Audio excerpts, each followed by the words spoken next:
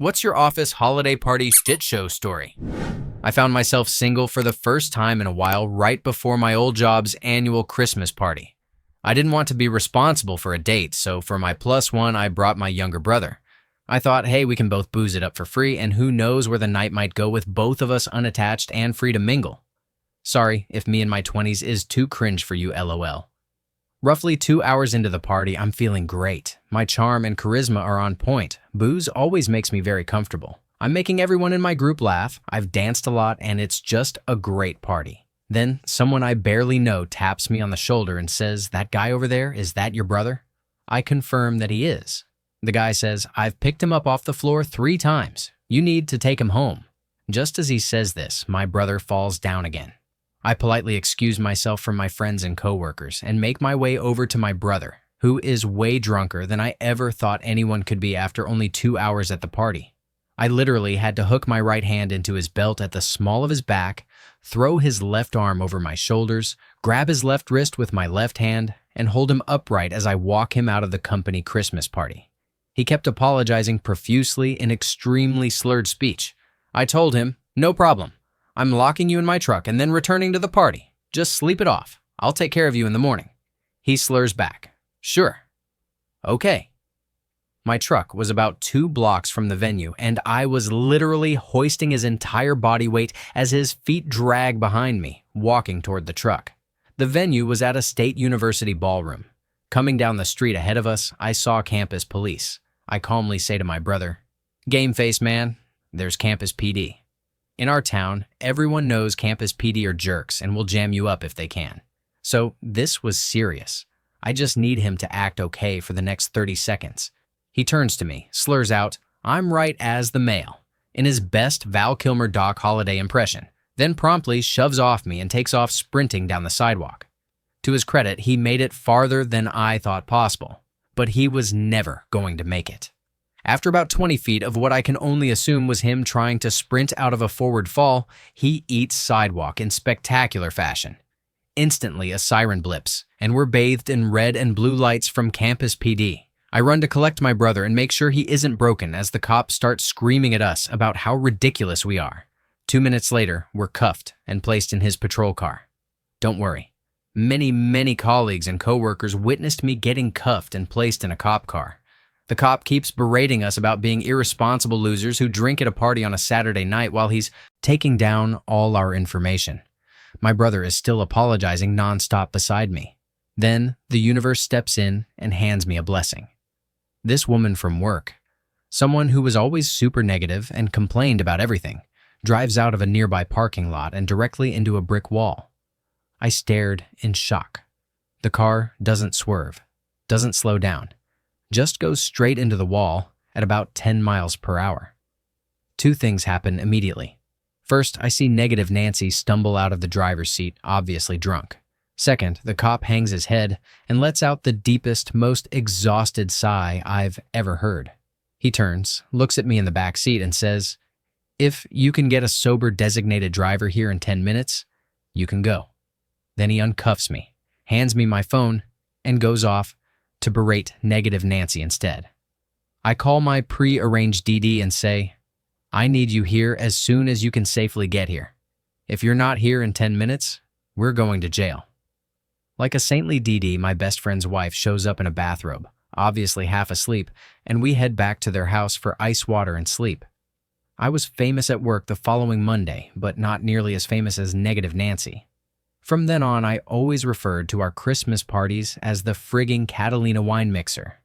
My brother, meanwhile, lost his suit jacket, keys, and all of his cards, ID as well as financial, but everything was found the next day in the cop car. Story 2. A coworker found out just days before our holiday party that her husband had cheated on her with a younger, slimmer woman. At the party, she went into full story mode, airing all their dirty laundry to anyone who would listen. Work was paying for drinks, and by her 4th vodka tonic, she was showing signs of being quite drunk. She then proceeded to tell us that she and her husband used to go to a small, shady corn shop that had rooms in the back with G-holes. Now, it was not what you might be thinking. They did not go into these rooms together.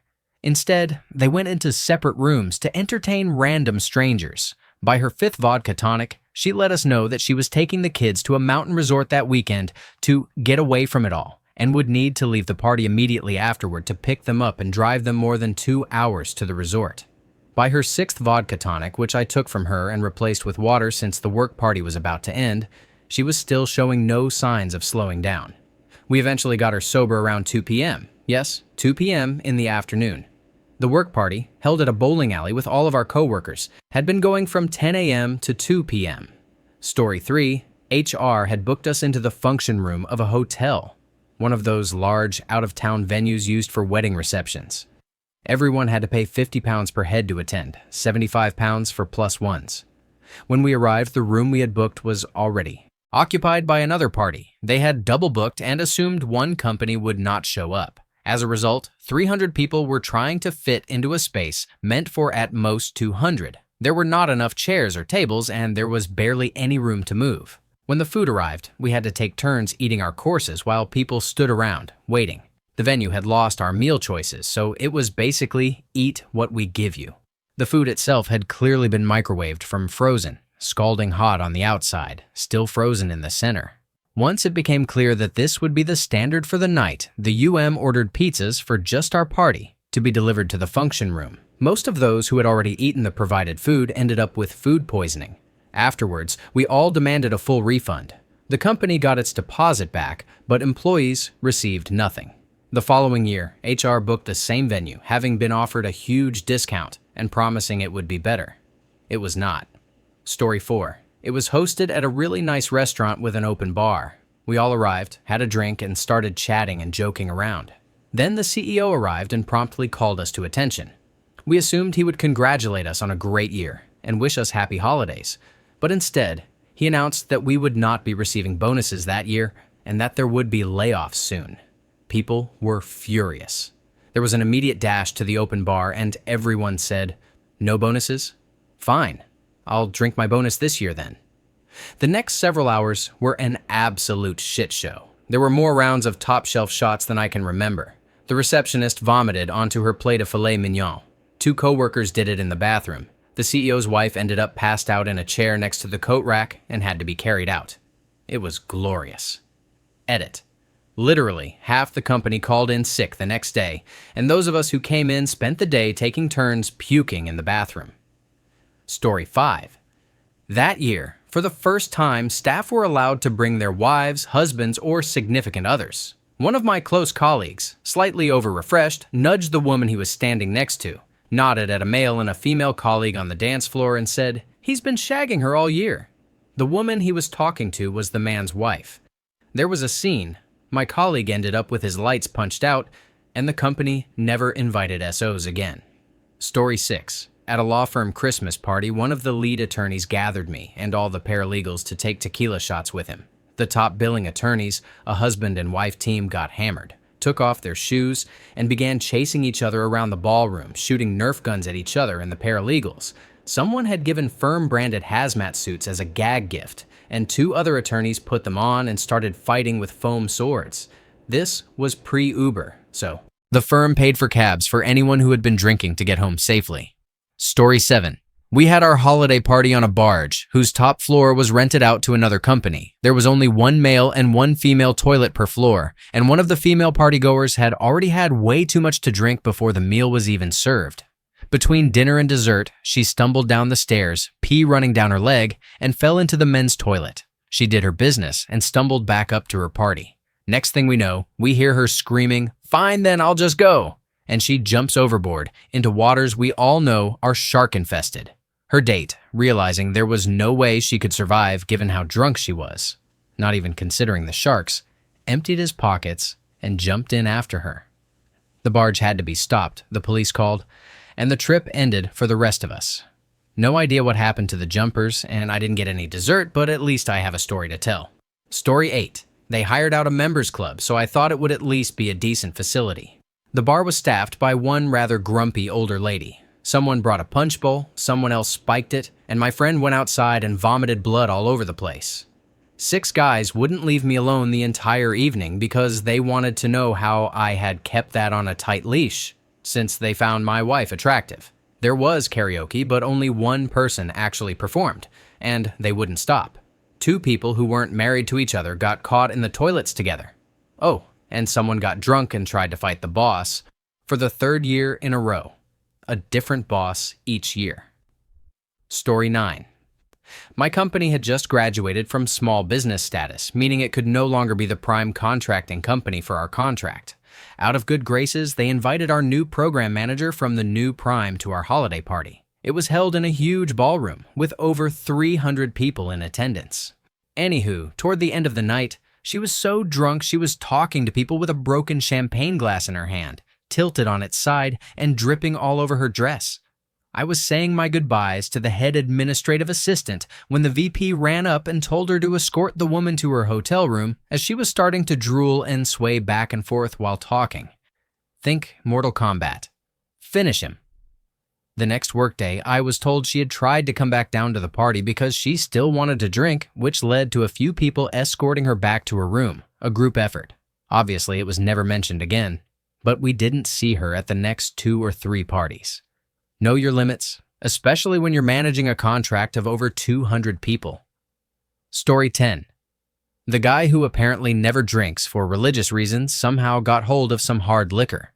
After drinking a massive amount, enough to render most people blackout drunk, he started getting flirtatious with the much younger female staff. Things quickly escalated. He began grabbing girls, cornering them, and eventually became violent when they refused his advances. He was dragged or carried outside, and his wife was called to come get him. A full-blown crap storm ensued because his family insisted he had never touched alcohol before and that someone must have forced him to drink. Various complaints were filed against him, but because he insisted he had been forced to drink against his religious beliefs, all complaints were dropped. The following year, the holiday party consisted of a few sandwiches in the tea room. After that, all work parties were canceled. Story 11. At my wife's Christmas party a few years back, it was held at a hotel and had around 250 to 300 people. Most attendees got rooms at the hotel so they could party. At some point during the night, I noticed the line for the men's bathroom was getting really long. It turned out the receptionist, a hot 20-something, had gotten so drunk that she started giving inappropriate favors to some of the guys in the bathroom. Word got out and one of the wives broke it up. She was fired on the spot. At that point, all bets were off. She was telling people her room number and bringing several men up at a time. Several of the guys in line were there with their wives, which sparked a few arguments, though thankfully nothing physical. Needless to say, I didn't leave my wife's side all night. Story 12. I worked for a small bar and restaurant with a really cool crew. It was family-run, with very little propensity for shenanigans. We had our holiday party at a similar friendly spot across the street. The night went pretty well. Everyone came with their plus ones, and Mom and Dad were talking about how happy they were to have us. The food and drinks were high quality. There was a great jazz band, a slightly long-in-the-tooth burlesque dancer, and overall, it was a fun evening. The guy who had brought me into the business was a boyish 40-something bartender who had recently completed a 30-day rehab program after suffering from DTs while trying to dry out on his own. He was totally clean after that. His date that night was a very attractive 25-year-old in a killer dress. None of us knew her. He ended up ghosting after a while. I don't think he was very comfortable partying while sober. She gets hammered. We all notice, check with the hostess, who is also the owner and the bartender, and she confirms the woman is cut off. We start getting her water, but she's already pretty sloppy, slurring and wobbling around. After a little while, we realize she's disappeared, and the bathroom is locked. After 5 more minutes, we start knocking. There's a response, but it's inarticulate, and we can't get her to open the door. Then she goes quiet, and we all start quietly freaking out. We're talking to the owner. Is there a trick to the door or a spare key? Nope. Have you ever had to deal with this before? Never. How would you feel about me kicking the door in to get to her? As time goes by, it's starting to look more and more necessary. By this point, the lights are on, and the music is turned way down low. I'm not usually the best problem solver compared to the rest of this crowd, but we'd all been drinking. The door guy. Funny how I never noticed we had a door guy until telling this story. Helpfully points out that kicking the door won't do anything because it opens outward. Oh, I ask for a hammer and a butter knife. Since it's an older traditional door, it only takes me about 3 minutes to pop the hinge pins and take the whole door off. Homegirl is passed out, completely prone, flat on her face, but otherwise looks fine. I think she had puked, but she had mostly cleaned it up. The music comes back on and the lights dim a bit once the girls get her awake and talking again. She's very embarrassed and crying, but she's semi-coherent and responding. Woo, crisis averted. Pretty soon, a bunch of us are out smoking on the street and I notice the manager's wife making out with the drunk girl. That's uncomfortable because I'm guessing at least one of them isn't entirely sure what's going on, and there's a taste of puke involved. Pretty soon, we're all leaving. The drunk girl drapes herself across the manager. Everyone is scattering, and he's definitely the most composed, tending to both his sauced spouse and the drunk girl. I heard later that they went back to the apartment, hung out until dawn, probably a bit speedy, and had a 3 score. They ended up hooking up with the drunk girl a couple more times after that, so yeah, that happened. Story 13. I worked in a bank branch a long time ago. It had about a dozen employees, and we went out to dinner for Christmas one night. The branch manager mentioned she was getting people cabs in case they wanted to drink. That seemed to be a cue for everyone to get hammered. The quietest, meekest person at the branch ended up very sloppy drunk. It turned out she had been dealing with a lot at home, and she really let loose. She started telling everyone exactly what she thought of them, which was never anything positive. Her talking to a coworker. And that's why I never liked you. Me laughs. Her turning to me. And you? You know what your problem is? It was like something out of a movie. She ended up leaving a couple of months later since no one would talk to her anymore. I just felt bad for her, and later we found out she was in the process of separating over Christmas. Awkwardness all around. Story 14. We had our yearly Christmas party at our boss's home. She always provided plenty of food, alcohol, and even bedding for anyone too drunk to drive home. Everyone there was either a cop or affiliated with the police department. My supervisor got completely blitzed after eating way too much of the delicious spaghetti. He ended up puking in the sink, overflowing it. The boss's husband, a retired police chief, had to break out a wet dry vac along with a mop and bucket to clean it all up. The last coherent thing he said was, F the police, while the current police chief was wishing us a Merry Christmas via FaceTime with the camera pointed at him. The only pictures anyone has of him from that night are of him passed out wearing a horsehead mask. Story 15. Back when I worked at Staples, we had a summer party at our boss's house. It was a typical barbecue and pool party with about 10 to 12 employees, pretty chill. There was a new guy on his first day who knew about the party and showed up straight after his shift with someone else. Everyone had a good time, but this dude was pure frat boy energy. He drank so much that he ended up vomiting in the pool and then fell face first into a plastic table outside, breaking it in half WWE style. The funny part is he had never actually met the manager before since he'd been hired by the assistant manager while the boss was on vacation. The poor guy woke up the next day, still half drunk, on the manager's couch. He kept his job because our boss was pretty chill and eventually left Staples after 2 years. He became one of my favorite coworkers, but we never let him live that night down. Story 16. It wasn't so much a shit show as it was the most awkward party I've ever attended. The research institute where I worked years ago as a manager was constantly strapped for cash. The other full-time employee and I both barely made in the mid-30s, and our 2 part-time employees were only being paid $12 an hour. Our checks were always late, and we kept the heat off more than we should have. The rest of the institute was run entirely by volunteers. Meanwhile, our executive director, a retired CEO turned research head, demanded that the board give him the princely salary of $130,000 a year on top of his retirement fund. His best friend, the deputy executive director, was paid $95,000 a year. The CEO generously took us out for a Christmas dinner at one of the most bougie restaurants I've ever been to. My ahi tuna dish was $80, and my wine was $20 a glass. At least the CEO paid for it, later expensing it to our institute. While letting his peasant workers enjoy a nice meal at his expense, we were forced to listen to him talk about his upcoming winter vacation skiing in Colorado, while the deputy complained about being forced to go to Thailand for 2 weeks with his new girlfriend. Meanwhile, we lower caste workers were only allowed 5 days off between Christmas and New Year's. It's the closest I've ever come to feeling like I'm in a Christmas carol. Bob Cratchit. I feel you, man. Story 17. The bar was only supposed to serve mixed drinks, but no one was told. Immediately after dinner, a crowd formed around the bar, and one overly zealous employee started ordering shots for everyone within arm's reach. The president of the company got completely wasted and even lost his shirt at one point. A girl thought it would be a good idea to try to steal a bottle from the bar.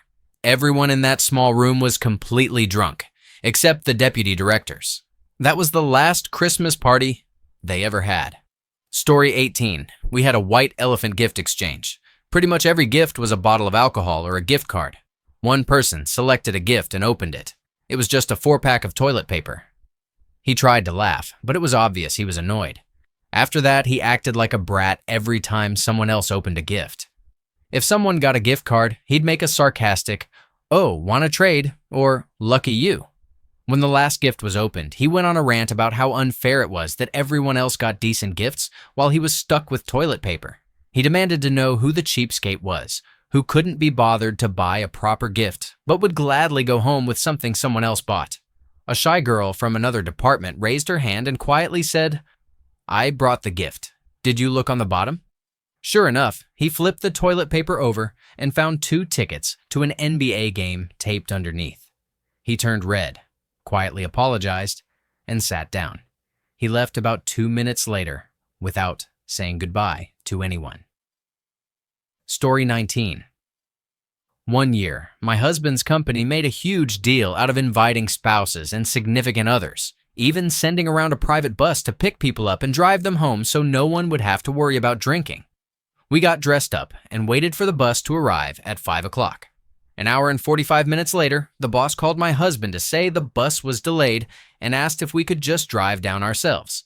So, my husband and I drove to the venue, cold and hungry, only to find that all the food was cold and mostly gone. Other employees who had the bad luck of waiting for the bus arrived hours later to find no food left for them either. It was a cash bar, but most of the other employees had sucked up the cost and were already drunk. I couldn't drink because I was the designated driver. People at the party didn't talk to me at all or ignored my attempts to start a conversation. The boss gave a drunken speech, thanking mostly higher-ups at corporate headquarters who hadn't even attended.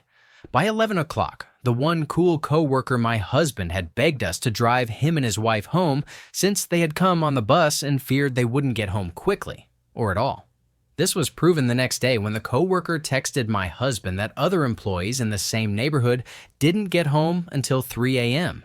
My husband's company never invited spouses to a holiday party again. Somehow, I got over it. Story 20.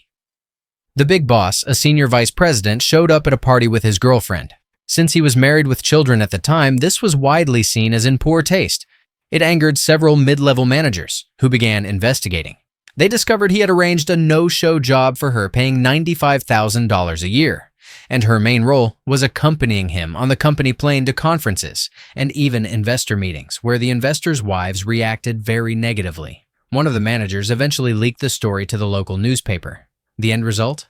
He was fired, along with several director-level flunkies who had helped keep the scheme under wraps. Eventually, even the CEO was forced to step down when it became clear he had been complacent about the no-show job. And it had been a dull party to begin with. He could easily have skipped it.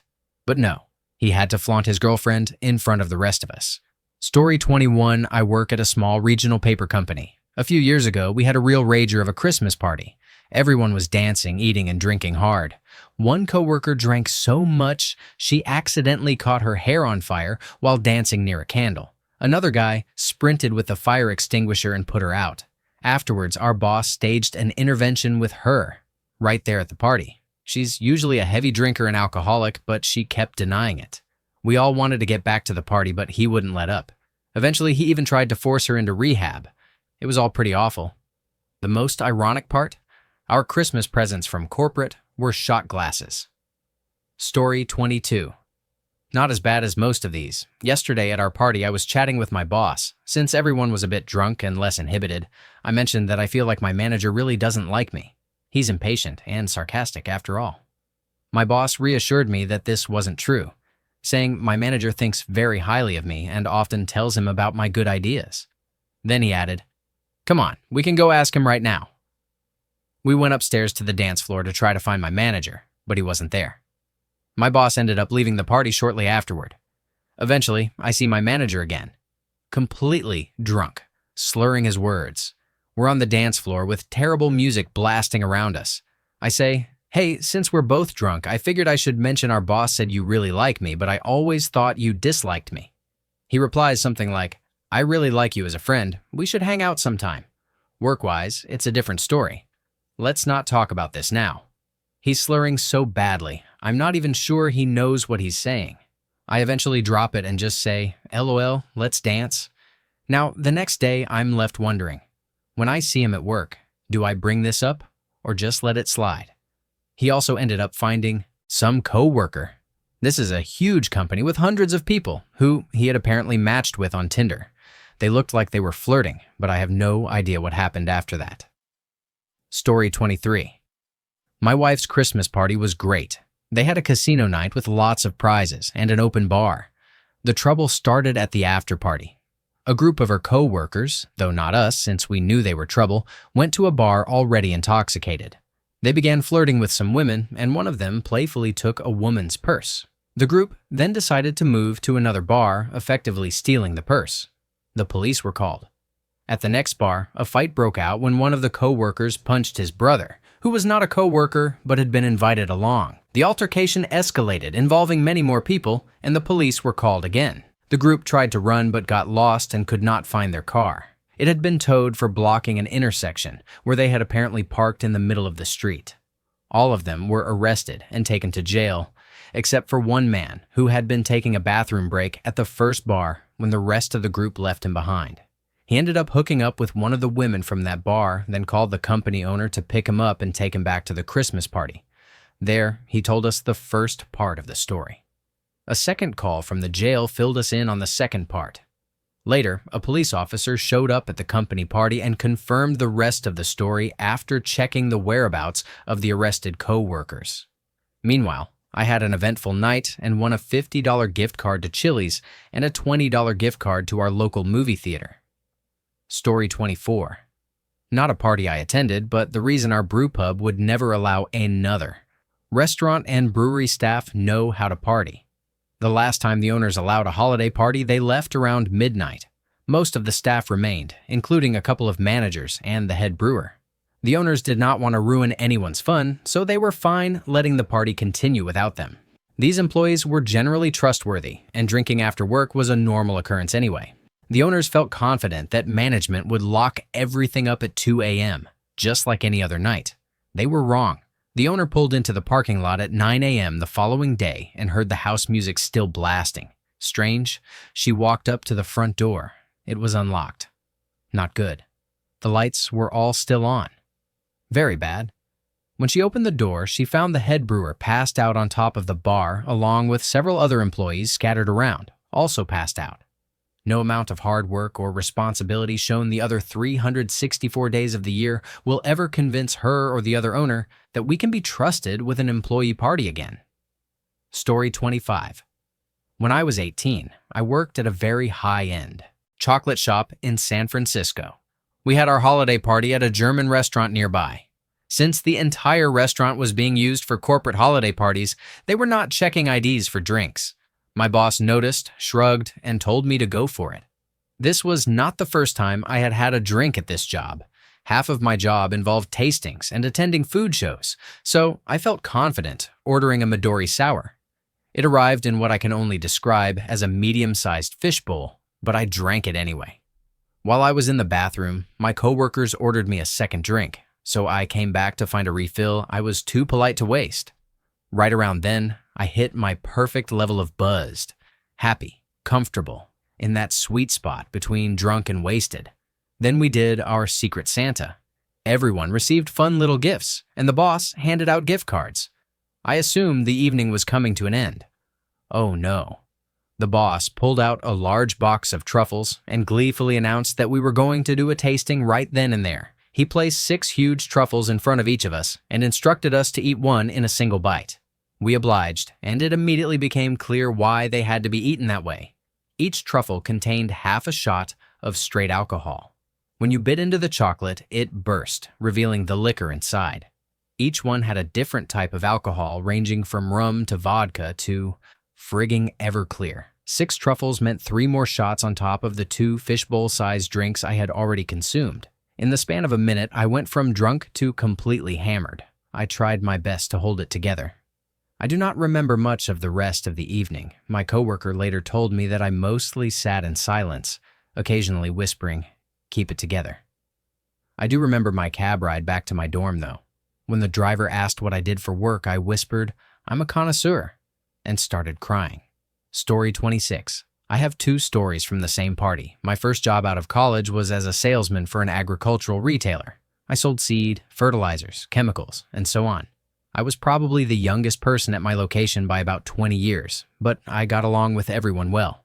District management decided to send the personnel from our location, along with staff from about 6 other locations, on a Christmas getaway at a big fancy cabin on a game farm in a neighboring state. The first story involves another salesman from my location. He decided he was going to drink Kahlua all night, which, looking back, was odd, since he was normally a beer drinker, but maybe he wanted a change of pace. Later in the evening, he was quite intoxicated and walked straight through a sliding glass door that led out to the deck and hot tub. There was glass everywhere, but he was not injured. The second story involves the hot tub. The receptionist from another location decided to skinny dip while it was still occupied. Story 27. One year, we went out to happy hour after work and drank heavily for a while before hopping on a party bus. We stopped by a liquor store and then drove into the city to the next bar, passing around bottles of liquor until they were gone.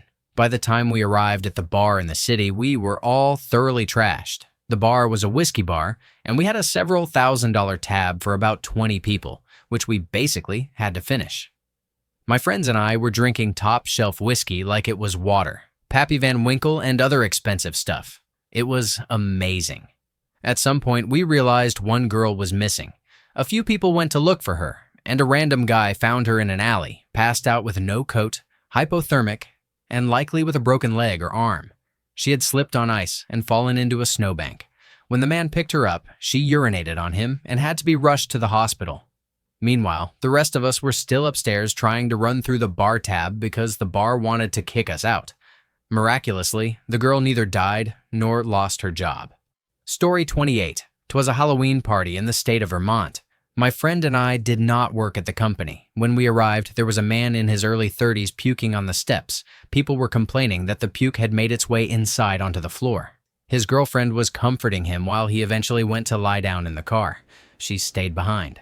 We exchanged brief introductions and admired Halloween costumes. A 6'4" man in his mid-40s wearing overalls greeted us with, "Hi, I pet you," and proceeded to stroke my hair and my friend's. My friend tried to remember the book of Mice and Men and said, "I get it." I caught on too. "You're Lenny. I get it." Then the homeowner's sister arrived. She introduced us and added, "He really is Lenny." The man attempted to pet our hair again, so we scooted inside the barn garage. Inside, we found a man in his early 30s passed out on the couch, sitting with his head on his knees.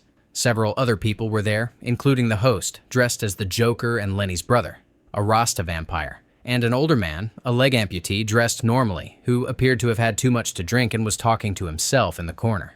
Noted. We sat down and started drinking as the party unfolded. The girlfriend of the first man, who had also been drinking heavily, seemed to be seeking something her incapacitated boyfriend could not provide.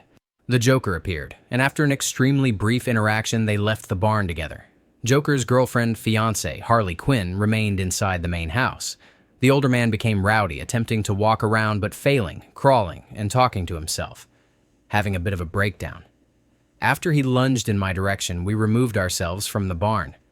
From the bushes, we heard what could only have been the Joker and the first man's girlfriend. We hung out. Outside, it was freezing, and eventually returned to the garage. The older man had calmed down somewhat. Then the first man's girlfriend reappeared and soon found herself making out with the Rasta cowboy. They were not coming up for air. Some public intervention separated them, though not for long.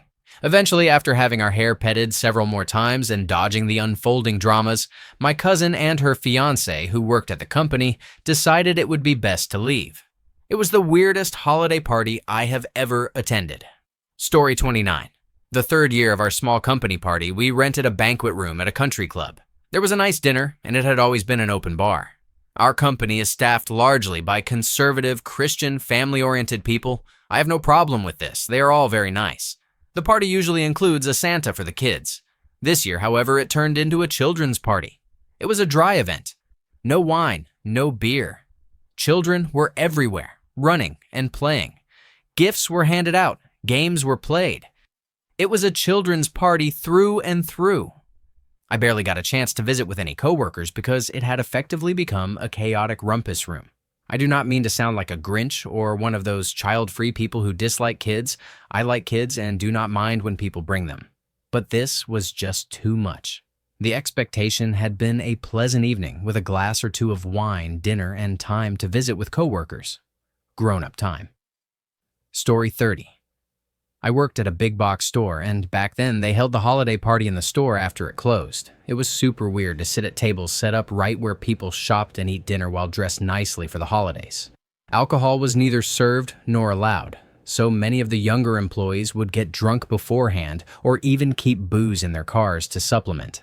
This year they hired a hypnotist, a really bad one. He did all the usual party tricks, and it was obvious people were just playing along. One kid was hypnotized, and the hypnotist told him to imagine a beautiful woman, specifying Pamela Anderson. This was around 2008, and even then, it was a dated reference. It was incredibly awkward to watch the kid pretend to make out with Pamela Anderson. Then the fun began. One guy had gotten extremely drunk and was volunteering for everything. The hypnotist quickly grew tired of his antics and tried to stay in character, but he could not recover once the drunk guy got involved. The man would pretend to be hypnotized, then open his eyes and wink at everyone or stagger around. He was a complete mess. While it was funny at first, it got old quickly. The hypnotist wrapped up his act, and the drunk guy mysteriously disappeared. My boss later told me that he had made his way to the back of the store, vomited in a trash can, and was hustled out a backloading door. Amazingly, he kept his job for a while. Longer. Until he was eventually fired for punching a piece of ceramic tile and splitting his knuckles. Story 31. Many years ago, in one of my first jobs, I worked in a call center for a large company. Our Christmas party was held at a big expo center and featured dinner, casino games, prizes, and more. The party itself was a lot of fun. One of the managers, who was particularly unpleasant, arrived already completely intoxicated. Her boyfriend had apparently dumped her earlier that day. She was rude to everyone she encountered, and although she was not my manager, came up to me to tell me how stupid my hair looked. I was a little confused. She continued drinking heavily throughout the night. I did not witness everything, but I later learned that she decided it would be a good idea to walk around the party flashing people, followed by dancing on the main stage with a few other intoxicated attendees. When we showed up to work the following Monday, we all learned what she had done, and she had been promptly fired, much to most of our relief. Years later, I found out that one of my co-workers, whose wife looks exactly like this manager, had been accidentally identified at the party as the flasher. The general manager pulled both the manager and my co-worker aside to scream at them. Halfway through his tirade, his assistant came running up yelling, "Wrong person." Good times. Story 32. A former colleague of mine had a tendency to not know his limits with alcohol. He also apparently became belligerent when drunk. This all came out at our holiday afterparty just a few months after he was hired, when he got confrontational with one of the bartenders and bit his ear, Mike Tyson style, in front of a room full of horrified colleagues. Of course, he was physically removed from the premises and reprimanded the following week, but not fired. The amazing part? At the next holiday party, he got drunk again and made deeply inappropriate remarks. At another party, he smuggled a full handle of vodka into the venue, refused to put it away when asked, and got physical with the waitstaff. And he still remained on the payroll for another 5 months. The guy just could not be fired. Story 33. At a company I used to work for, there was a couple who worked together. The woman was high up in the company, and the man was heavily involved in sales. Outside of work, she enjoyed going out for drinks with her friends, while he did not drink and often stayed in. Nobody thought much of it. At a work's Christmas party, which was held in a bar, the man did not attend for those reasons. His partner, however, was there drinking and having a good time. At some point, she disappeared, and the group later found her with a man who did not work with us on a chair, doing things with him while sharing an extremely drunk makeout session. The people who found her took pictures and videos, but the next day, she persuaded them not to show her boyfriend, saying it was a one-time thing and that she had gotten way too drunk. Over the following year, we went out as a team a few more times, and similar incidents happened each time. She later had a huge fight with another team member over little to no reason and was suspended. She and the man eventually broke up as well. Story 34. Early in my professional life, the company held a big party. The owner paid for everything, and it was a great time with lots of alcohol. There were two people who clearly had the work husband and work wife vibe. They were married to other people who had never met each other. During dinner, with drinks available, the two of them disappeared. Their actual spouses became concerned when they were gone for a long time. WW's husband eventually found them in the men's room. WH was caught in the act with Devo. He came out and revealed what he had seen, leading to a lot of yelling and arguing. WH and WW insisted they had never been together before, despite their actions suggesting otherwise. Drinks were thrown, co-workers left together, presumably to continue elsewhere, while their spouses stayed behind and hit it off. I left that job about 6 months later. At the time, WH and WW were dating while their divorces were still in progress. People who still work or live there now say the two are married with multiple children. The party cheaters married the day their divorces were finalized and split less than a year later. Story 35. The owner of the company took us to a very expensive steakhouse for dinner. They actually wheeled out a large side of beef on a cart and cut your steak to order in front of you before cooking it. Their shrimp cocktails are nationally renowned. I had 5 of them. Some of the guys were getting pretty drunk with the owner, and someone convinced him to buy shots of Louis XIII brandy for everyone at $450 a shot. I had 3 of those. The next day, we showed up to work to find the door locked and no one there. We started making calls and discovered that the owner had, that very morning, taken the company jet and a large sum of money he was not supposed to have access to and disappeared. About a month later, we learned he had gone somewhere in South America, where he is presumably still living like a king. A few of us were annoyed that he did not ask us to come along. Story 36. Not my company, but my wife's old workplace. They were a quasi-government agency. The holiday party cost $60 to attend and no guests were allowed. This did not cover alcohol, only the meal, which consisted of warm chicken in white sauce with boiled potatoes. The bar was open for only 1 hour before dinner and 2 hours afterward. Guests were discouraged from drinking, and there was no dancing. It was a poor meal followed by speeches for 5 hours. The only people who attended were mid and upper level management, and that was mainly to show face. My wife said many of them openly looked for reasons not to go. Before she left, the company stopped holding the party because 2 of the vice presidents decided they simply would not attend anymore. When their teams followed suit, expected attendance dropped to 20 to 30 people out of 1,400 employees. Yes, it was that bad. Story 37. The shit show in question was an employee, not the event itself. At one company gathering, she drank too much and assaulted the owner's wife. When she didn't come in the following Monday, we assumed she was saving face and might quit. Nope, just hungover. One of our co-workers had even driven her to her parents' house and got scolded for letting her drink, with not even a thank you for bringing their only child home safely. Flash forward a few years, and she was still with the company. At another work event, she drank too much again, knocked over a bench in the restaurant, everyone turned and stared, and had to be carried out by co-workers, who, for some reason, applauded. As they tried to get her an Uber, she started swinging. The Uber left, and she once again had to be driven home by someone. So embarrassing. Our company holiday party is later this month, and I cannot wait to see what happens. Story 38. The CEO rented out the basement of a nice restaurant and bar. We all packed in and discovered it was a full open bar.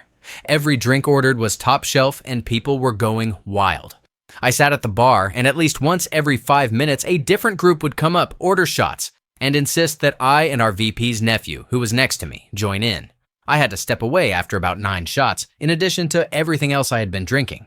But the other guy kept going. At one point, I stepped out for a smoke and saw my VP standing outside. He started talking to me, and as I walked over, I noticed his nephew urinating on the door of the business next door. Whatever.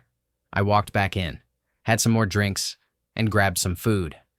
One of the women was hitting on a coworker, and he was clearly trying to avoid her, which eventually turned into her hysterically crying in the corner. At some point, the nephew walked to the back and started taking restaurant aprons hanging on the wall, throwing them on the ground and yelling loudly. My CEO, completely drunk, wandered around high-fiving everyone at every opportunity. At one point, a guy from my department got into a car with another coworker and her husband and drove 3 hours away to a casino, where they stayed until about 7 a.m. The party began to clear out and I decided to leave. I didn't want to wait for my ride, so I walked about a mile home. Overall, 10 out of 10 party. We have a small office, but they probably spent around $15,000 for the 6 hours we were there. I know I personally drank at least $300 to $400 worth while I was there. Story 39. Not so much a shit show, but a general office Christmas party story. The company I worked for moved into a brand new office building about 5 years ago. The CEO at the time was big on maintaining a professional workplace, and one way he thought to enforce that was by banning all alcohol in the building. The contract the company had with the catering company even specified that no alcohol was to be served at any time, ever. This came as an unpleasant surprise at the first Christmas party in the new building, as most people had expected at least beer and wine to be available. Flash forward about a year, and we had a new CEO, but the no alcohol rule was still in place because of the catering contract. Invites for the Christmas party went out, and most people weren't planning on attending. Without alcohol, what was the point? Apparently, news of this attitude worked its way up to the board of directors because a company-wide email soon went out confirming that, yes, alcohol would be served at the Christmas party. I have never seen a happier office at 3 p.m. on a Wednesday. Story 40. Oh God. Mine wasn't the worst, but it certainly wasn't good. Our party was held at a venue with the entire perimeter lined with food and alcohol bars. I decided I was going to have a fun night and drink heavily. The bartenders were maybe 19 or 20 years old, and they over-poured shots like crazy. My friend and I had a tequila shot or two. Then I moved on to a Jack and Coke, followed by more tequila. After that, I had an icy with vodka, some wine, and then back to whiskey. Did I drink any water? Nope. Did I eat enough food? Nope. Just half a grilled cheese sandwich and some cotton candy. I got so drunk that I blacked out. Apparently, my coworker and his girlfriend found me sitting alone in a corner. They were kind enough to walk me to coat check and get my things. They tried to get me to the shuttle for public transit, but I could barely walk. So, they ordered one of the most expensive Lyfts of my life to make sure I got home safely. The next morning, I realized I had left my cell phone in the Lyft driver's car.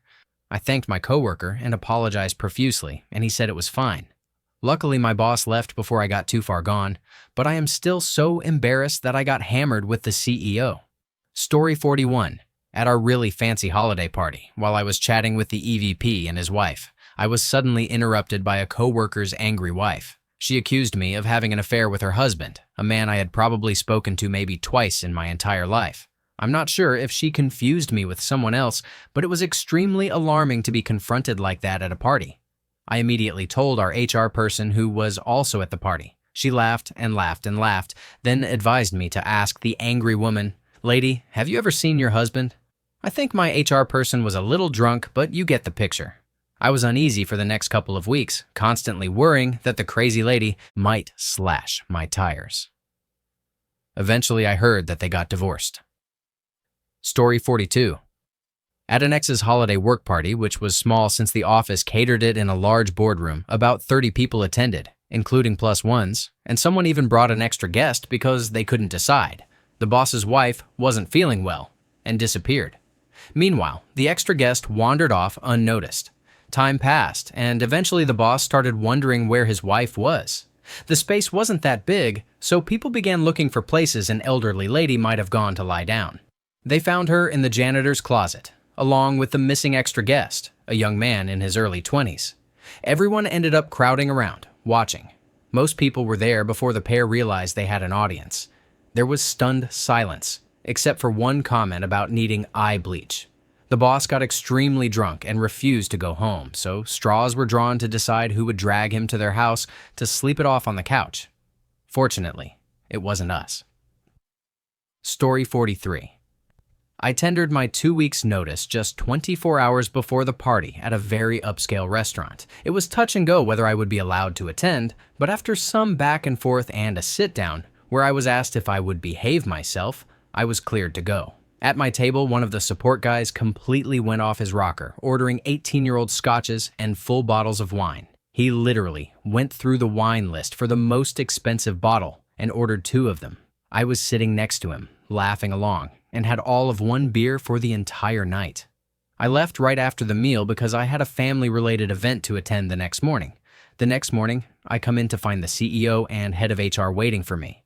I'm hauled into a conference room and accused of breaking my word to behave and trying to stick the company with a bill for $1,000 worth of booze. I tell them I didn't do it, but they won't believe me. The department head is summoned to pack up my desk while everyone starts asking what happened. One by one, team members piece together the story. It turns out the guy who ordered all the booze thought I would be a good target to blame since I was leaving. People start filing into the room to vouch for me until, finally, the guy who pinned it on me shows up and admits he did it, as a going-away joke. The CEO already didn't like me but couldn't find a reason to fire me. The head of HR said there were no real grounds for termination. I headed back to my desk, only to find I had been locked out of my computer, email, and all other services. Any IT requests that weren't emergencies typically took about 2 weeks to be addressed. I spent the rest of my time at that job binge-watching How I Met Your Mother on my laptop, since I didn't have the resources to do anything else, even though they still demanded I come in for the remaining time I had left.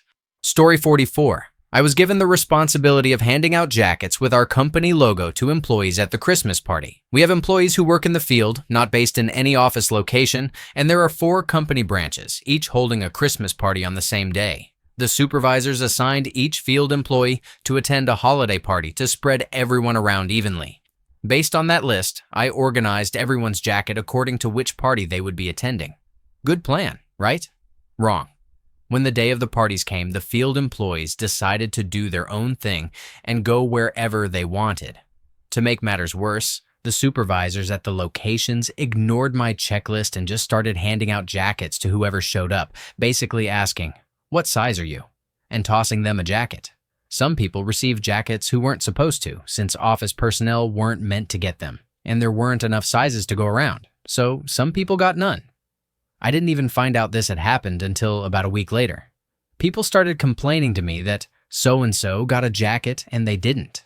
I had no idea who had received what or which sizes I needed to reorder. It was a total disaster. For months, I kept getting emails about messed up sizes or people still waiting. They acted like it was my fault for going to the wrong location, even though it wasn't my decision. Thank you for watching. If you enjoyed this video, be sure to give it a thumbs up, subscribe, and hit the bell icon so you never miss an update.